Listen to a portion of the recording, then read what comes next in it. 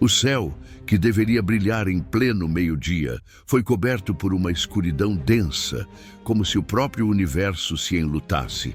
Em Jerusalém, as vozes das multidões diminuíram, os animais se agitaram e até o ar parecia mais pesado, como se cada respiração fosse um esforço diante da grandeza do que estava prestes a acontecer. No alto do Gólgota, 3 cruzes se erguiam, mas era sobre a cruz do meio que todas as atenções se voltavam.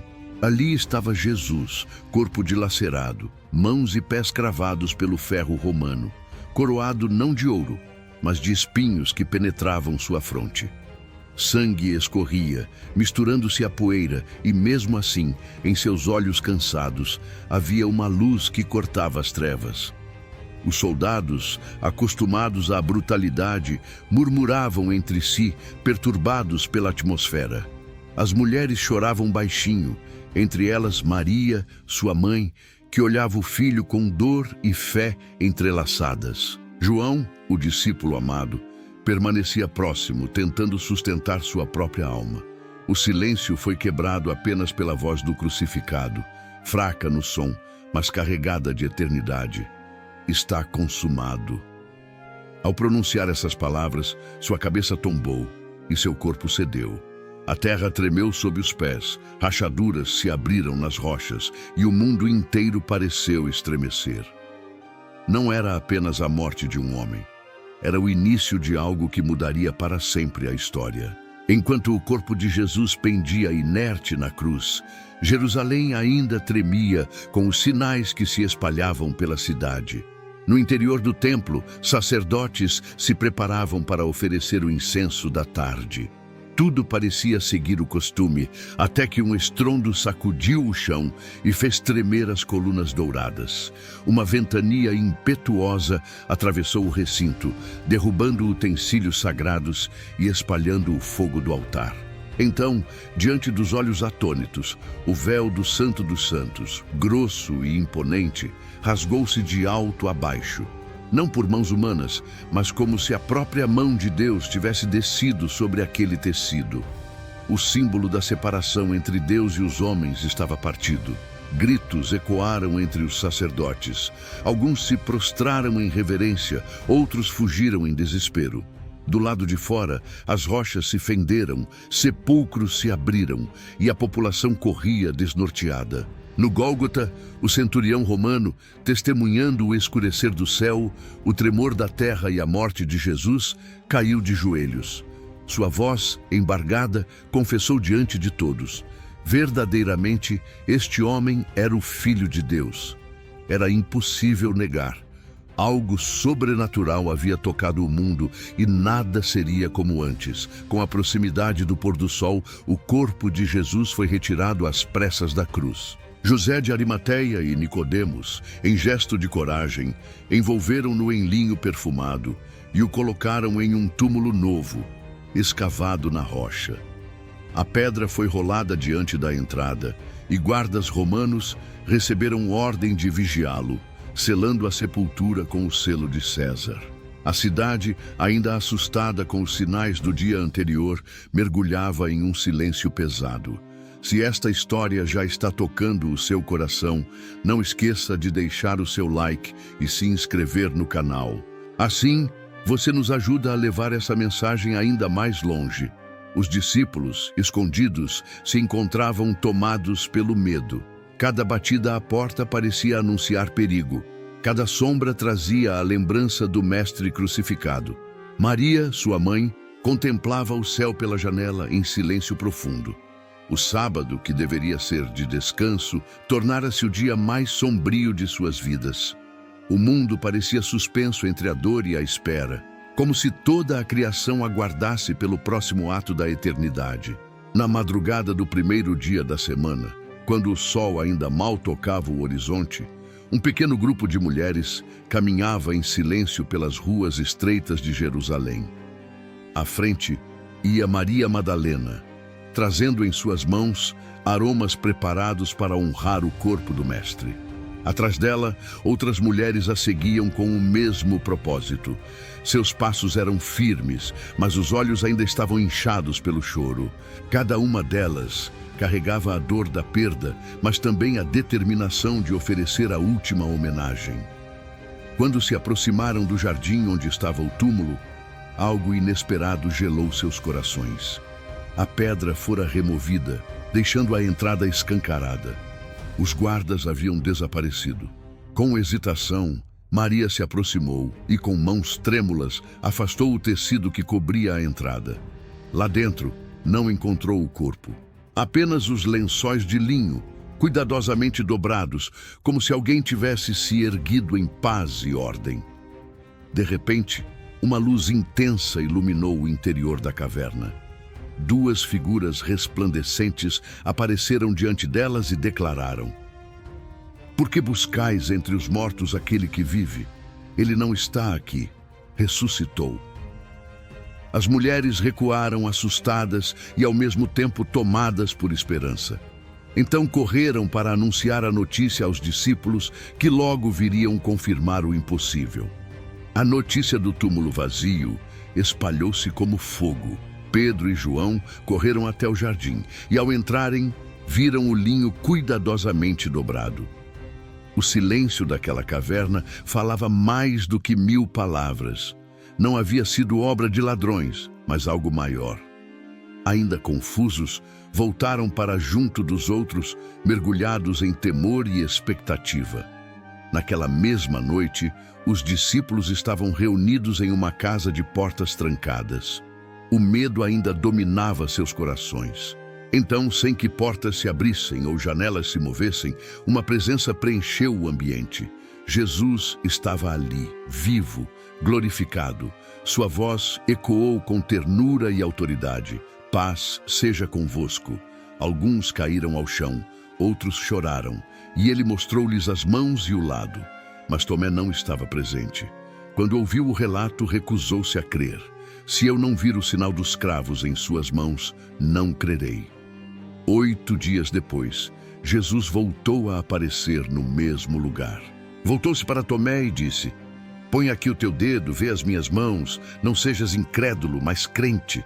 Tomé caiu de joelhos, lágrimas correndo pelo rosto. "Senhor meu e Deus meu." Dias depois, nas colinas da Galileia, os discípulos se reuniram conforme a promessa. Ali, Jesus os comissionou: "Toda a autoridade me foi dada no céu e na terra. Ide, fazei discípulos de todas as nações." E diante deles foi elevado, envolto por uma nuvem, enquanto anjos declaravam que ele voltaria da mesma forma como o viram subir. Era o início de uma missão que incendiaria o mundo. Os discípulos voltaram a Jerusalém em silêncio, obedecendo à ordem do Mestre de permanecerem unidos até receberem poder do alto. No cenáculo, cerca de 120 irmãos perseveravam em oração. O tempo corria e a cidade se enchia de peregrinos para a festa das semanas, o Pentecostes. Homens e mulheres de todas as nações lotavam as ruas estreitas, trazendo com eles línguas e culturas diferentes, sem saber que estavam prestes a testemunhar o início de algo eterno. Na manhã do 50º dia, o céu rugiu como tempestade.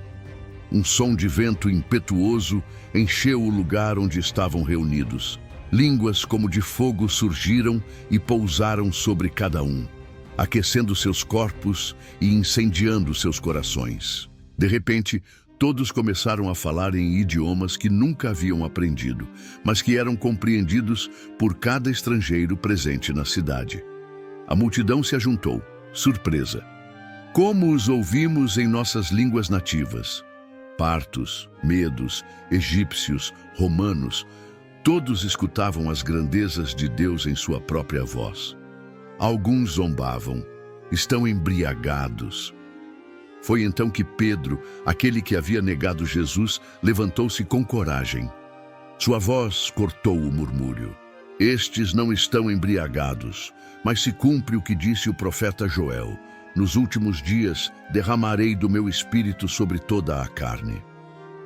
Naquele dia, cerca de 3.000 almas se uniram à fé.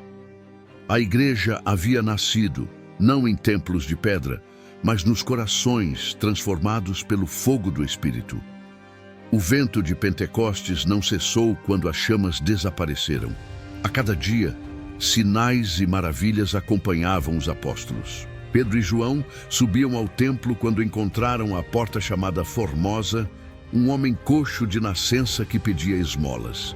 Pedro fitou-o e declarou: "Não tenho prata nem ouro, mas o que tenho, isso te dou. Em nome de Jesus Cristo, levanta-te e anda." O homem saltou, andou e entrou no templo glorificando a Deus, enquanto todos se admiravam. O crescimento da fé, porém, trouxe inquietação. Os líderes religiosos se reuniam em conspiração, temendo perder o controle. A tensão chegou ao ápice com Estevão, um jovem cheio do Espírito Santo. Sua sabedoria e poder não podiam ser refutados, e diante do sinédrio, sua voz ecoou como uma espada: "Vós sempre resistis ao Espírito Santo." Cegos de fúria, arrastaram-no para fora da cidade e o apedrejaram. Mas mesmo em meio às pedras, Estevão orou: "Senhor, não lhes imputes este pecado." E adormeceu em paz. Seu sangue manchou a terra, mas suas palavras incendiaram a fé. A perseguição se intensificou, espalhando os discípulos. O que parecia dispersão tornou-se expansão, pois a chama do Evangelho alcançava novos territórios. Entre os que presenciaram a morte de Estevão estava Saulo de Tarso, jovem fariseu zeloso, que guardava os mantos dos que apedrejavam.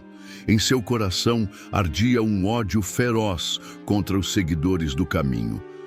Respirando ameaças e violência, pediu cartas ao sumo sacerdote para prender discípulos em Damasco e levá-los acorrentados a Jerusalém.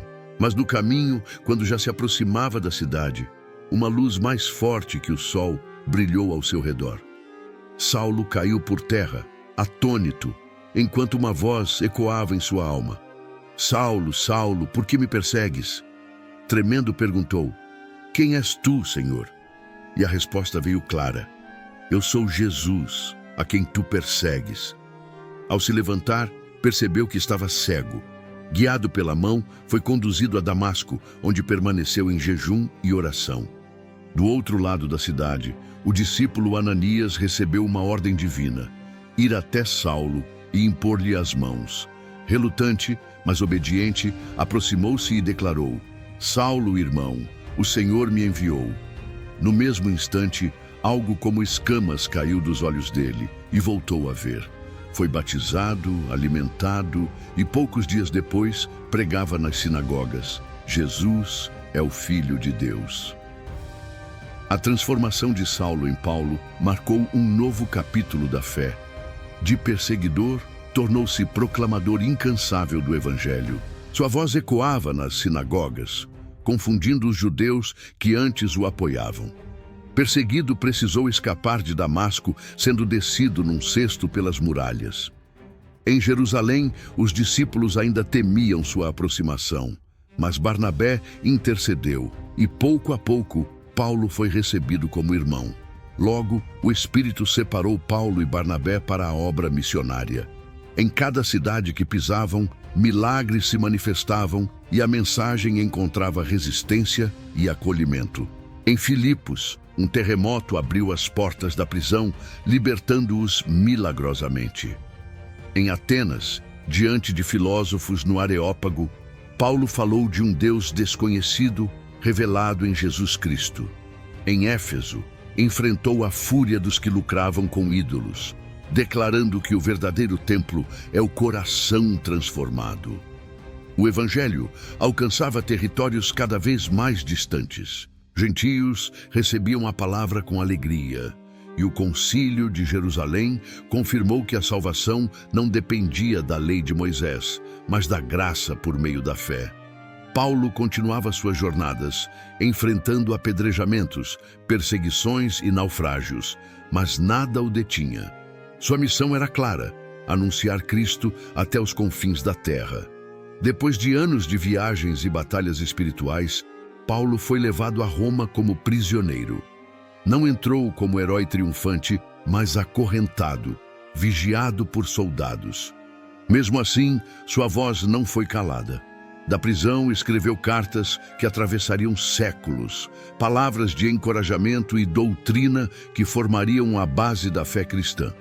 Ao lado dele, Pedro também selava sua jornada. Condenado pelo império, pediu que o crucificassem de cabeça para baixo, por não se considerar digno de morrer como o mestre. Paulo, por sua vez, foi decapitado, declarando antes: "Combati o bom combate, completei a carreira, guardei a fé." Roma acreditava que o sangue dos apóstolos silenciaria a mensagem, mas cada gota derramada se tornou semente. O fogo da fé não apenas resistiu, mas cresceu, espalhando-se pelas casas, praças e até mesmo entre os soldados do império. O sangue dos mártires não apagou a chama da fé. Ao contrário, tornou-se combustível para sua expansão. Nas sombras das catacumbas, cristãos se reuniam em segredo, transformando túmulos em altares de adoração. No Coliseu, onde muitos entregaram suas vidas diante das feras, a coragem dos que morriam cantando abalava até os corações mais endurecidos. Escravos, mulheres, soldados e até membros da nobreza começaram a se render à mensagem do crucificado. O símbolo da cruz, antes instrumento de vergonha e tortura, ergueu-se como estandarte de esperança e vitória. O que nasceu em lágrimas na colina do Gólgota, agora florescia em todas as direções, rompendo fronteiras e culturas. Não foi com espadas, mas com amor. Não com exércitos, mas com testemunhas. Assim, o Rei dos Reis escreveu uma nova história, dividindo o tempo e transformando o mundo para sempre. Se essa mensagem falou com você, mostre seu apoio. Deixe o seu like, se inscreva no canal e caminhe conosco em cada nova história de fé e transformação. Deus abençoe.